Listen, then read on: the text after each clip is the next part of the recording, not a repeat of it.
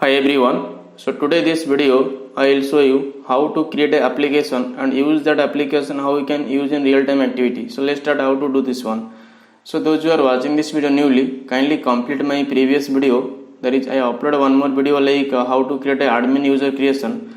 So this video basically high level like we created one new admin user and that user we used for accessing DevPortal, publisher portal, carbon portal and admin portal. So that particular user we will use this video to need to know like how to create a new application from the scratch. So this video is from scratch. Those who are watching this from beginner to hero. So what I need to do here, let me click sign in here. So if you see here, so already cache is there, that's why automatic it's a login. So let me log out and let me show you like so let me quickly sign in here. So here it is asking, it's redirecting to one endpoint, right? So application endpoint and login to. So basically in product, this is a default endpoint which is configured in the product. So this is basically using for authentication purpose.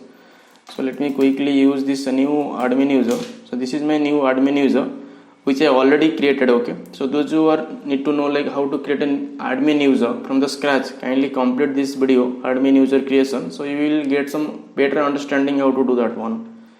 So let me enter the password. So now you can see that it's redirecting to one developer APIs. So here what we need to do, you can see at the top there is an APIs option is there and application option is there, right? So click applications. So after clicking application, while you are creating any particular user, by default product itself is creating one default application. Okay, so this default application, if you open this one, right, so it have like overview like you will get the description, business plans, overview, workflow status and application owner. And if you go through product keys, right, so product key you will get the product key the token API here, the endpoint and the revoke API, and what type of grant types is providing by features providing by the WSO2 API manager. So you could see here, right, so refresh token, SAML2, password, client, credential, device code. These are some default grant type is providing by API manager. So depends on your requirement, like if you want to use, then we need to select that one. And this one like for callback URL, like by default is disabled only. So now the below you can see is a session timeout of your particular like application production key or sandbox key. So if you see here, it is asking on token expiry, like just example you created one token. Okay, so that token expiry date is you want to like unlimited, or is it like not available, means it's considered as a unlimited. Okay, so same for user access token, same for refresh token, same for ID token. Okay, if you scroll down, so there is an option is here, general key, generate key. So that we will see like the features about this key will next video. So this video like just create one application and see like what is the process to create the application, step by step process. So if you go through authentication token, so you will get the same here, token API, revoke, grant type, callback URL and the expiry date details. So same for like let's go through token. Now if you go through APIs key, right, so it is asking you the products and APIs key, you want to some restriction, like if you want to give any restriction based HTTP, or if you want to restriction based any IP address, that you can give it here. So sandbox key same as production key only. So only difference here like if you are testing any real time API endpoint, that we need to use this key. We will see like how we can use the switching algorithm to do that one.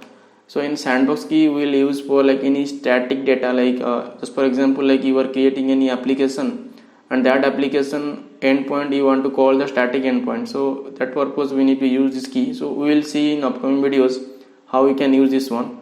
So subscription basically like just example you onboarded one customer and that customer like you are giving some API restriction, like what kind of API customer need to use. So for that particular activity subscription API is there. So if you click this subscription API, right, so whatever API already developed by previously and you deployed in the developer portal, right, so that you can visible here. So we'll see like how we can do step by step approach. So now let's already default application is there, so we need to create one new custom application. Okay, our new custom application, that how we can use in our real time activity. So let's add new application. So like while you are clicking the option, right, so you will get one option here, create an application. Under that it is asking like what is the application name you want to give. So I'm giving here test demo. So here like this is for we need to use one for application name. So below you can see that share quota for application token. Like if you drop down this one, so just for example, like you just onboarded one customer, and that customer you are giving one access, like that particular customer want to hit 10 per minute, or is it unlimited, or 20 per minute, or 50 per minute. Per minute means per minute how many times that particular customer can hit your API.